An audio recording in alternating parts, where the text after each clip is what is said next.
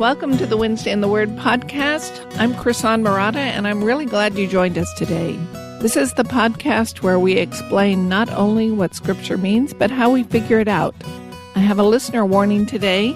This particular talk concerns issues within marriage, and it may not be appropriate for young listeners. If you're listening with little ones nearby, you may want to save this podcast for later. We're going to be studying 1 Corinthians chapter 7, verses 1 through 7 today, and this is the 17th talk in our series on 1 Corinthians. You can find lecture notes for today's talk on the link below the podcast, so you don't have to worry about taking notes. Or you can find those lecture notes on my website, wednesdayintheword.com/1Corinthians17. And while you're on the website, take a moment to check it out. There is no charge, no spam, no ads, only Bible study. Let's get started. As is sometimes the case, I disagree with the popular, or at least the prevalent understanding of this passage. And is often the case, I believe the prevalent view results from one of two problems. It results from either a cursory reading of the verses without fully appreciating the context, and/or it results from a view of Corinthians that the letter is a series of unrelated passages on a variety of topics, and so people don't even try to find the flow of thought.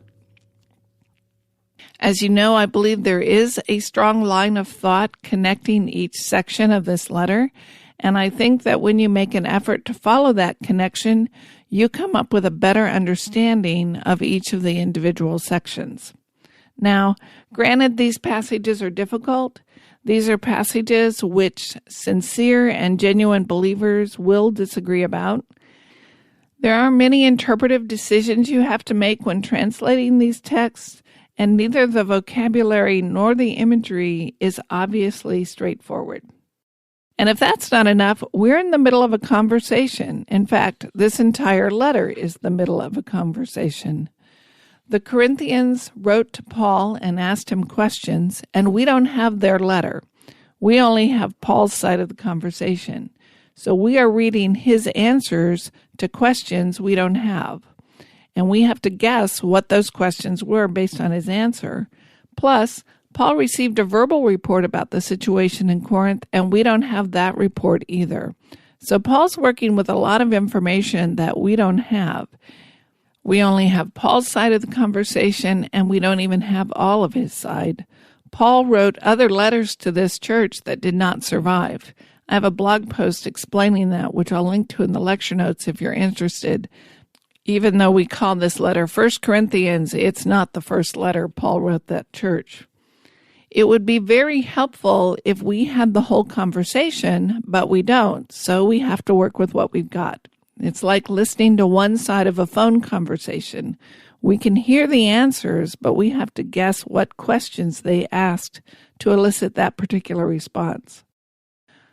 I'm giving you my best shot at putting all these pieces together, but I admit I do not have all the answers. I don't have the last word, and my views don't carry any weight or authority at all. I am just one Bible student talking to another Bible student saying, hey, I put some time in on these passages, and here's what I've learned. And this is certainly a work in progress. One day we will all see clearly, but right now we have to take our best shot at what it means with the evidence we've got. The problem in this passage is that Paul seems to be damning marriage with faint praise. Paul seems to be saying, well, if you have to marry, I guess it's okay. You're not actually sinning if you get married, but it would be better not to get married at all. If that really is what he's saying, it's kind of a lukewarm endorsement of marriage, which would be strange because marriage is something God created before the fall. As always, first we want to figure out what Paul is saying to the Corinthians about marriage, and then after understanding that, we want to ask, what does that mean for us? And we want to place this discussion in the flow of thought and in the argument that he has been making in the first 6 chapters, including what we know about the historical situation and the problems the Corinthian church was facing. Chapter 7, verse 1 begins, "Now concerning the things about which you wrote." And that signals a change in the letter. Paul is addressing issues which the Corinthians raised in a letter they wrote to him, and it's a letter we don't have. And this phrase, "now concerning," will keep popping up from here on out in the letter, and it signals to us that Paul is answering a question that they asked. So we're entering a section where Paul answers a series of questions the Corinthians asked. Up to this point, he's been responding to issues raised by the verbal report he received, and now he's switching gears and he's responding to questions they asked him in a letter. So we see this in 7:1, "Now concerning the matters about which you wrote." Then in 7:25, "Now concerning the betrothed." In 8:1, "Now concerning food offered to idols." In 12:1, "Now concerning spiritual gifts." In 16:1, "Now concerning the collection for the saints." And in 16:12, "Now concerning our brother Apollos." So up to now, Paul's been addressing the big issue question of what is true wisdom, which has led the Corinthians to question Paul's authority as an apostle and led to these divisions in the church. Up to now, some in the church have been quite aggressive in fighting Paul and disagreeing with him, and there seemed to be a group among them who had concluded that Paul is not a legitimate apostle and they were not going to listen to him anymore. And that was the issue Paul addressed in chapters 1 through 4. Then he addressed a situation that was going on in the church that he must have heard through the verbal report beginning in chapter 5. And from here on, he's now addressing issues that they wrote to him. Some of the issues will be motivated from this rejection of Paul's teaching, and some will not.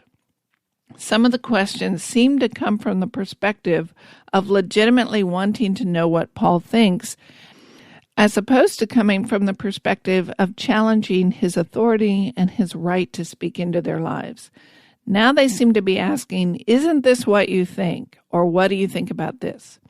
And the first issue we're looking at in 7:1 seems to me to be a genuine question. "Paul, what would you say about this?" They think they're in line with him, they think they're following his advice, and they want to know if they've got it right. So what is this first issue? In 7:1, Paul says, "Now concerning the things about which you wrote, it is good for a man not to touch a woman." That's the New American Standard Translation. The ESV reads, "It is not good for a man to have sexual relations with a woman." Now we know Paul is answering a question, a specific question that they asked, and it makes a lot of difference how you understand the question. You're going to interpret this section coming up differently based on what you think the issue is that he's responding to. Various commentators understand the question in various ways, and this verse has a long history of debate in the church. And as I said, we have to take our best guess because we only have Paul's side of the conversation. So here's option 1. "No, I, Paul, totally disagree with you, and it is good for a man not to touch a woman."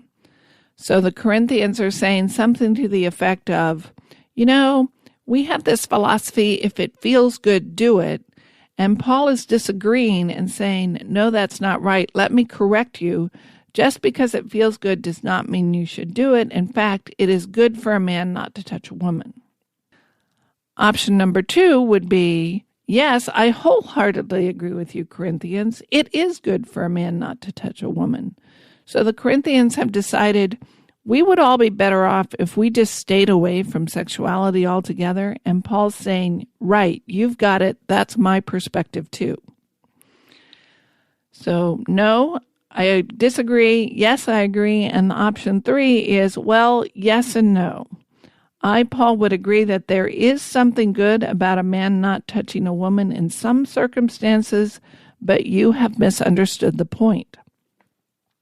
And that is the position I would argue for. I think option 3 is the one that fits the best in the context. So I do not think the issue is, I know you guys can't wait to get married, but my advice is it's much better if you just avoid marriage altogether. I don't think that's the question being asked. Rather, the question is, how far do we take this idea of purity and chastity and sexual morality? And they're saying, Paul, isn't it the case that sexuality is just so powerful and tempting that we should just avoid it altogether? We know that all things physical are dirty and base and unclean, and that the really enlightened will follow this path of spirituality.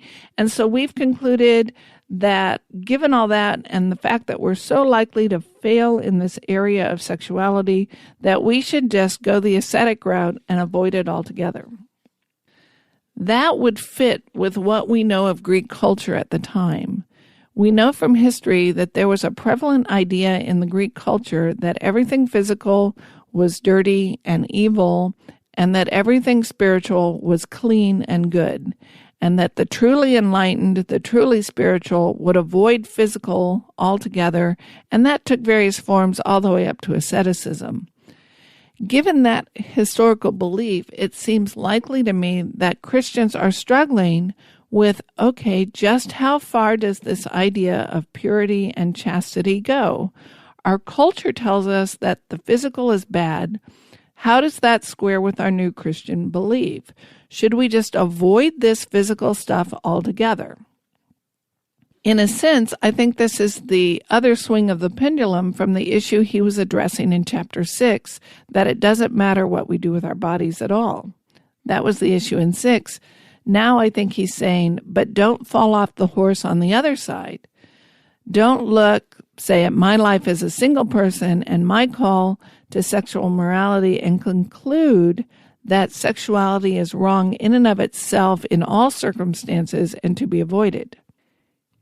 If my culture tells me that the physical is evil and the spirit is good, I can make two mistakes. I can conclude either it doesn't matter what I do with my body because my spirit is so enlightened and pure, so I can do whatever I want. And that's the issue he was just addressing in the previous chapter. Or I can conclude that I have to deny my body at all cost in order to avoid sin, which is, I think, the issue he's turning to now. And we know from history there were these two groups. There were the licentious, I can do whatever I want. And then there were the ascetics who thought you should deny your body every physical pleasure and maybe even inflict pain and punishment on it. It makes sense that Paul would address both sides of that issue. Paul is not married as he writes this letter, but Paul was not an ascetic. Paul probably was married at some point because he was a Pharisee, and Pharisees had to be married. We don't know what happened to his wife. She may have divorced him when he came to faith, or she may have died, or he may have been a rare exception and never married at all. But we know that he is single as he writes this letter. So Paul is celibate, but he's not ascetic. An ascetic sees it as more spiritual to completely deny the body all pleasures and even inflict abuse in order to purge your body from sin. Paul does not follow that line. He's going to acknowledge that there are certain advantages to being single, but he's drawing a line and saying, don't take this too far. Don't go into asceticism where you believe the body is inherently evil and all physical pleasures must be avoided. So I think he's giving them a balanced response. He's going to say, yes, celibacy is good. There are times when there are good reasons to remain celibate, but marriage is good, and sometimes there are times to get married. Marriage is a good thing, and sexuality has its appropriate place in marriage. So the way I put the context together in Paul's flow of thought, I think that Paul is responding to an idea they have. Their idea is it is good for a man not to have sexual relations with a woman.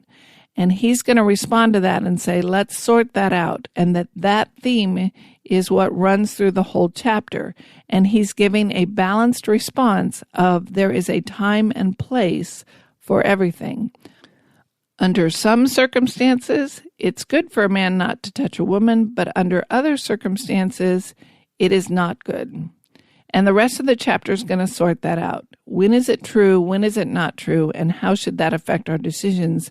And Paul's going to address that question in a number of situations. And we're going to look at the first one today. But it's not the only situation or circumstance he's going to address. We're going to see a number of different circumstances as we go through the chapter. And it's helpful to remember that the question is, when is it good for a man not to touch a woman? And when is it okay? So here's the first issue. This is 1 Corinthians chapter 7, verses 1 and 2, and I'm reading the New American Standard Version. Now concerning the things about which you wrote, it is good for a man not to touch a woman. But because of immoralities, each man is to have his own wife, and each woman is to have her own husband. Well, right off the bat, we face our first real interpretive decision.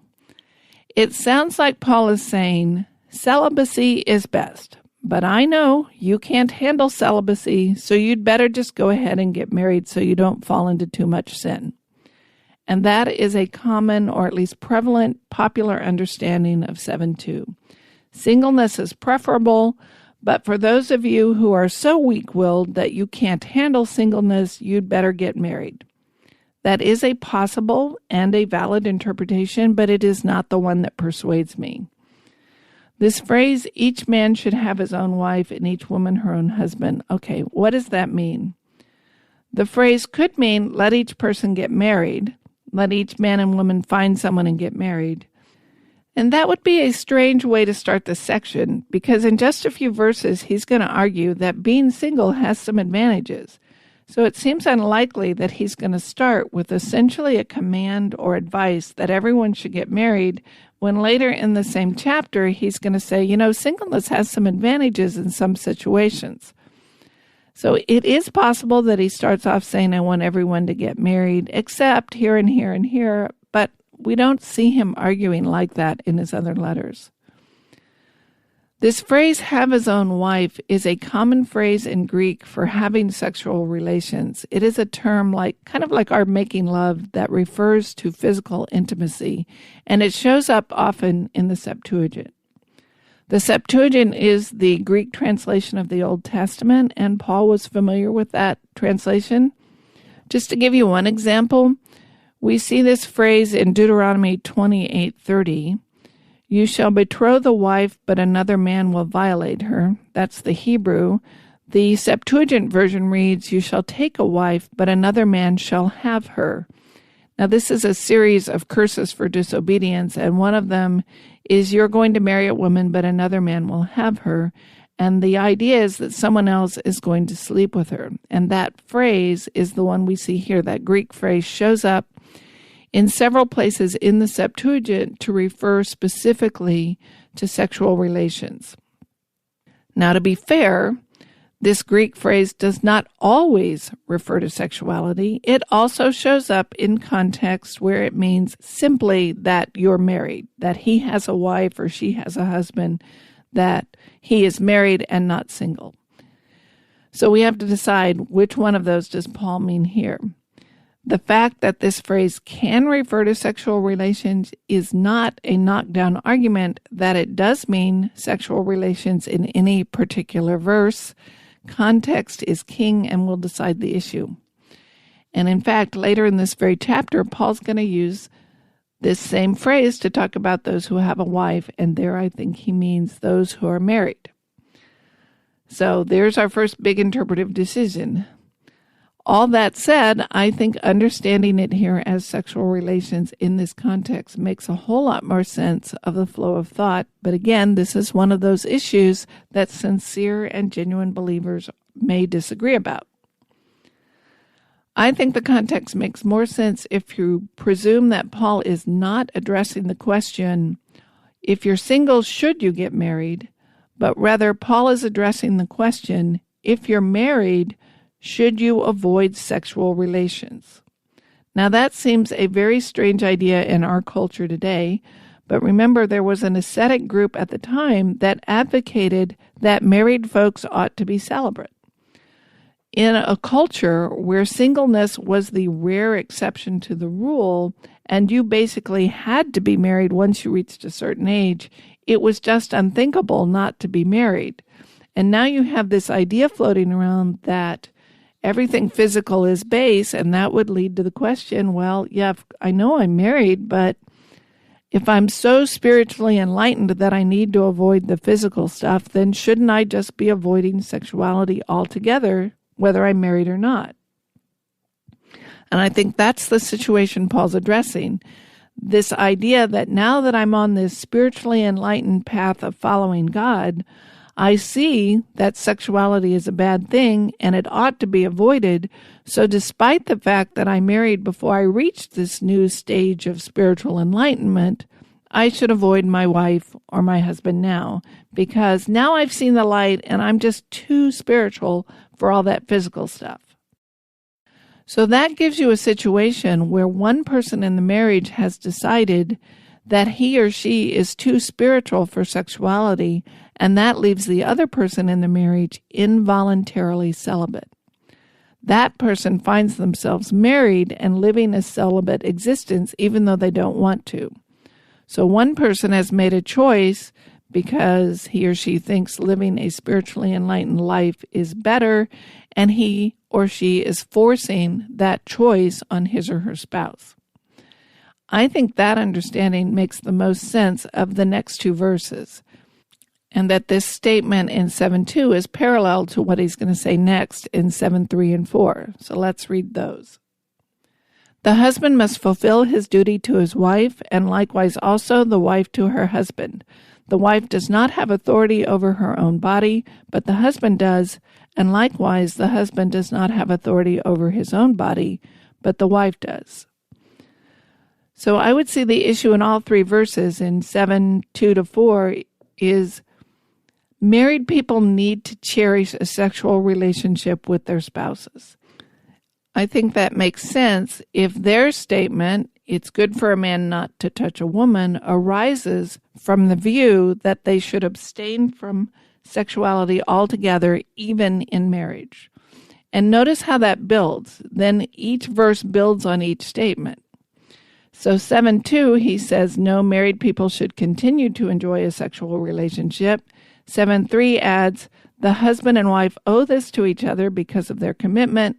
And 7:4 adds, the husband and wife do not have authority over their own bodies in this matter, such that one spouse can make a choice and force it on the other spouse. Okay, now let's talk about this owing and not having authority. I think this is an important idea when understood in the right way and in the right context, but it is also an idea that has been much misunderstood and much abused. Now remember, I'm starting from the premise that one spouse is saying, I know we're married, but I'm just too spiritually enlightened now to have sex with you anymore, and that's the situation that Paul has in view. And into that situation, Paul is saying, I don't have the right to remove myself from my spouse in that way. As we talked about in the last podcast, a biblical marriage is 3 commitments, and one of the 3 is to share my whole life with my spouse, which includes my body. I have made a commitment to join my life to my spouse, and sexuality is part of that commitment. As we talked about in the last podcast, it is the language of marriage. It is a reflection of these 3 intimate, wonderful commitments. I have entered into an obligation by making the marriage commitment. So just like I don't have the right to pursue an adulterous relationship, so I don't have the right to say, we're going to live like roommates from now on. In entering into the marriage relationship, I've made a commitment, and that means I don't have the freedom to make that kind of choice now. I can't go back on the gift of myself that I have made to my spouse. Now, notice what Paul is doing and what he's not doing. Paul is telling me to think about myself in a certain way. I myself have an obligation to my spouse because of the commitments I have made, and he is encouraging me to do right by my spouse. So I myself do not have the right to take back the promise that I made in my marriage vows. He's not saying, I have the right to demand that my spouse give me whatever I want whenever I want it. The emphasis is on my obligation to fulfill my commitments. He's not saying, I have the right to place demands on my spouse to do whatever I want my spouse to do or not do. See the shift? He's pointing to, here's the obligation you need to keep if you're married. He is not giving a blanket promise of you can demand whatever you want. In fact, placing demands goes against the idea of sexuality expressing the commitment of marriage that we talked about in the last podcast.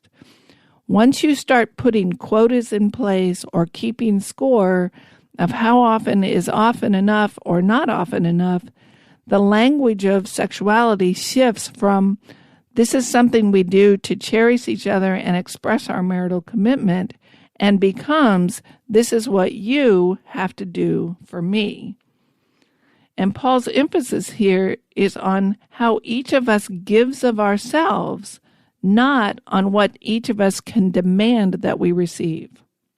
So Paul's emphasis is, I don't have the right to say I'm too spiritual for all that physical stuff, not I have the right to have my every need met at any given moment. That's not what's in view.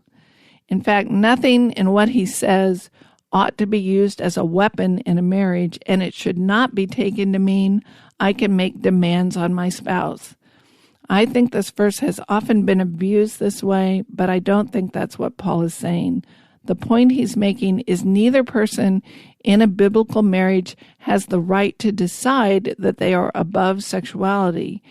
He is not making the point that one spouse has the right to make demands on the other spouse. Let's bring in 7:5. Stop depriving one another except by agreement for a time so that you may devote yourselves to prayer and come together again so that Satan will not tempt you because of your lack of self-control. I think this phrase, stop depriving one another, helps to clarify the issue that he's addressing. Stop depriving one another implies that one spouse has decided that he or she is too spiritual for sexuality. He's saying, you don't have the right to impose involuntary celibacy on your spouse, who, remember, is the person you promised to make the most special thing in all creation. But he makes an exception, except perhaps by agreement for a limited time so that you may devote yourselves to prayer, but then come together again. When you first read this, it sounds like he may be recommending regular periods of abstinence in marriage, to forget about sexuality and pray instead, as if sexuality somehow interferes with your prayers. But he doesn't really say that. If I have correctly understood the situation, and again, that's an interpretive choice that I may be wrong on, but if I have correctly understood the situation, he is talking to people who are claiming, I'm so spiritually enlightened that I am now above sexuality. I have such a pure relationship with God that I don't involve myself in physical pursuits anymore. And I think he's saying, okay, if you happen to think that abstaining from sexuality enhances your relationship with God in some way, you could have a short period of abstinence for the purpose of devoting yourself to God, but he gives two conditions and a clarification. The first condition is it must be by mutual consent. That is, both spouses have to agree that this is a good thing and they want to do it. And the second condition is that it's for a short period of time. The abstinence will end and you come back together.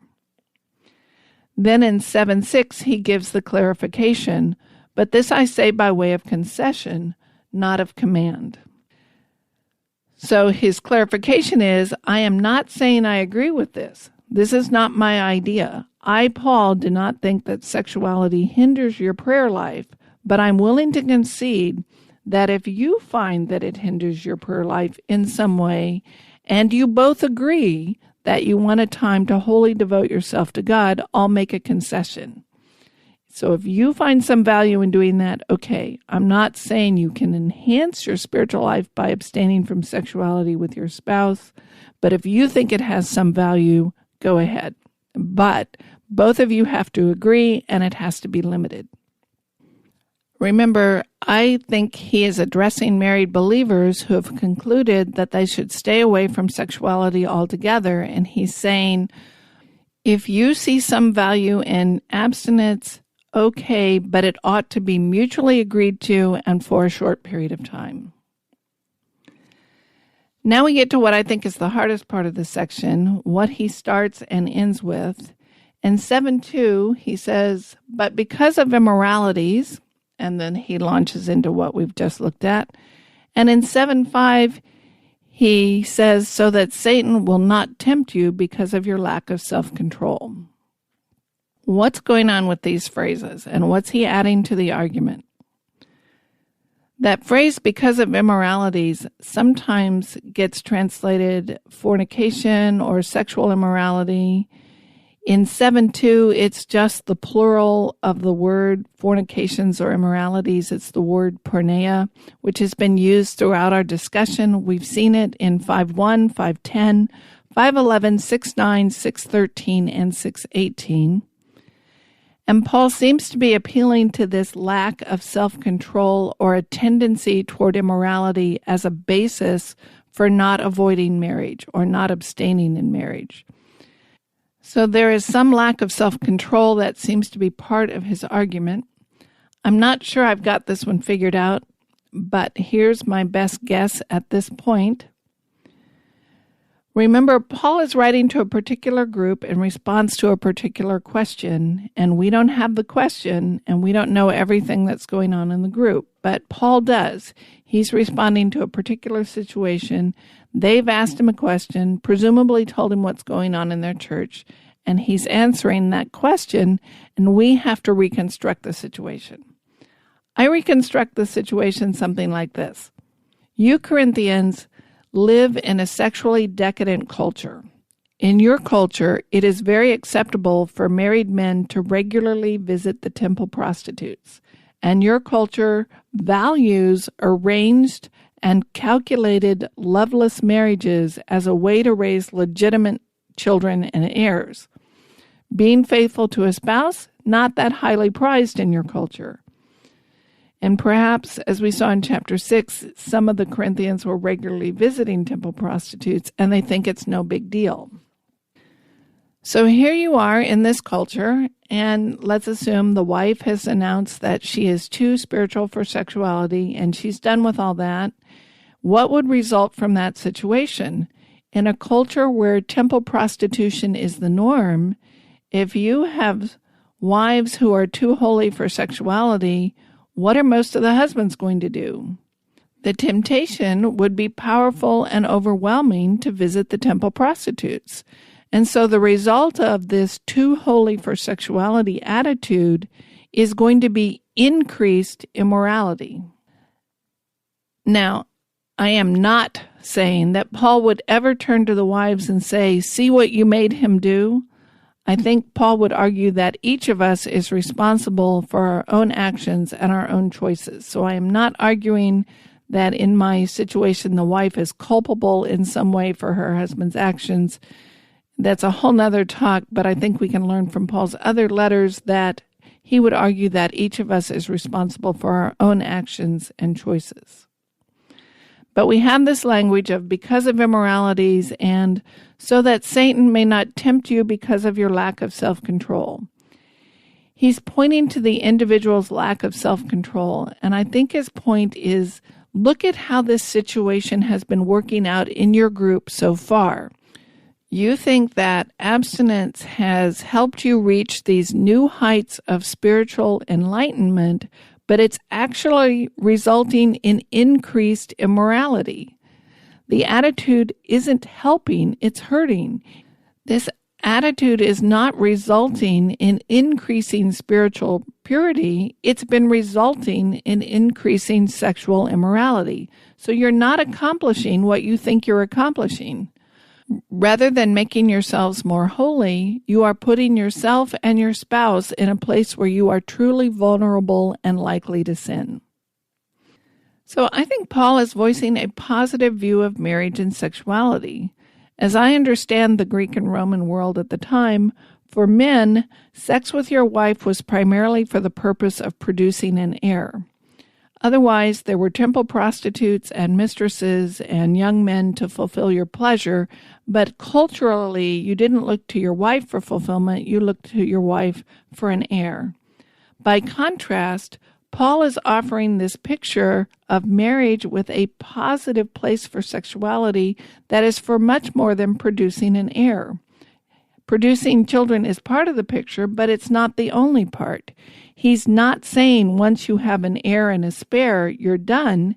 He's saying marriage is this unique commitment expressed by the language of sexuality, and that is a wonderful gift from God. There is something wrong about withdrawing myself from my spouse. There's nothing wrong with being single, but if you're married, it's wrong to act as if you're single. So I think Paul is offering a profoundly positive view of marriage and sexuality, especially given the culture of the day. And notice the strong emphasis on mutuality. He says both the husband and the wife have an obligation to each other. Both of them ought to cherish and treat their spouse with love and respect and honor. He does not say the wife has an obligation to the husband, but the husband can do whatever he pleases. In a marriage, they have entered into a partnership where each has an equal, respectful, self-sacrificing obligation to the other. And that would be a striking and novel idea in Paul's culture. Now, we all recognize that there are sexual differences in men and women. Broadly speaking, for the most part, men are more aggressively interested in physical sexuality, and women are more aggressively interested in romance. Perhaps that's a gross oversimplification of the differences, but for the sake of argument, grant that it's true, at least in a general sense. If I'm right about this passage, Paul would say to these differences, so what? Sexuality in marriage is meant to be mutual giving, something that each person is doing for the sake of the other to express their love and commitment to each other. And neither of you have the right to demand that your spouse meet your every need. So nothing in what I say should be taken as a weapon that you can use to get something from your spouse. That's not his point. The point is, you've made this commitment to your spouse and you ought to honor it. And if that means wives learn to speak a more physically sexual language to their husbands, and husbands learn to speak a more romantic language to their wives, that's a good thing. But neither of you have the right to demand that your spouse speak only your preferred love language. You ought to be thinking about your spouse and vice versa, and that means taking the differences into account and then working it out with mutual respect and love and consideration. I think it is a profound misunderstanding of verse 4 and this phrase, authority over your own body, for either spouse to claim that they have the right to demand that the other spouse fulfill their every need. So I think it's wrong for a husband to demand that his wife fulfill his every need whenever he says, and it's wrong for the wife to demand that her husband fulfill her needs whenever she says. The emphasis in the verse is on mutual giving and sacrificing. And Paul's emphasis is you think about what your obligation is. Whenever the Bible calls someone to submission, it is always addressed to the person being asked to submit. So children are asked to recognize their parents' responsibility. Citizens are asked to recognize their government's responsibility and submit to it. And spouses have made a commitment in marriage and are under an obligation to fulfill that commitment. So wives are asked to recognize their husband's responsibility and submit, and husbands are asked to love their wives as Christ loved the church. The question is, what is my moral stance? What ought I to do in this situation? Never, never is the responsible person told to demand obedience. In fact, quite the opposite. Usually the responsible person is told to lay down his life as a servant for the person he's responsible for. So it's a misunderstanding to use a call for me to fulfill my promise as a weapon to manipulate or force someone else to keep their promise to me. It's not okay for me to be selfish because Paul says, hey, you have an obligation. Obligation is not an excuse for selfishness or insensitivity or abuse or lack of respect. I have an obligation to think about and consider the needs of my spouse. The issue is, how am I going to respond, not what can I get from my spouse. So I don't have an excuse to make demands on my spouse. The obligation exists in this context of a requirement to be loving and self-sacrificing. If I'm right in my understanding so far, then Paul's argument leads very logically to the next question he addresses, which is, okay, Paul, we get it. Married people should act like married people. But what if you're not married right now? Isn't marriage itself dirty? And wouldn't it be truly more spiritually enlightening if we just abstained from marriage in the first place? As you've said, marriage involves this physical language, but we know the physical language is corrupt and profane, while the spiritual is pure and good. So the real answer is we should just not get married at all, right? And that's what Paul's going to address in the next section, but we're going to leave that for the next podcast. You've been listening to the Wednesday in the Word podcast. My mission is to explain not only what a passage means, but how I reach those conclusions. If this podcast has helped you, please leave a positive review on your favorite podcast platform because it really helps others find the program. And please tell your friends about the podcast. It's easy to subscribe. Just go to WednesdayInTheWord.com and click on subscribe to this podcast.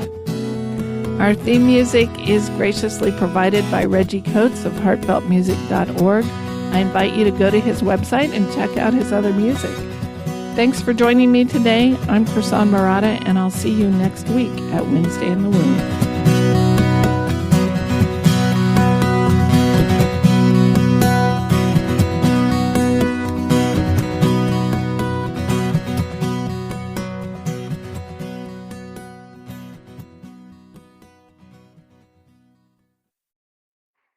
Before you go, if you're looking to improve your Bible study this summer, sign up for my Bible Study Boot Camp. It's a free 7-day email course you can work through at the beach, on a road trip, or from your back porch. Each day, one short lesson shows up in your inbox and walks you through a simple method for studying any passage of Scripture yourself. 7 days, and you'll have a skill you can use for the rest of your life. Sign up for free at WednesdayInTheWord.com/bootcamp or click the link below this podcast. Thanks for listening.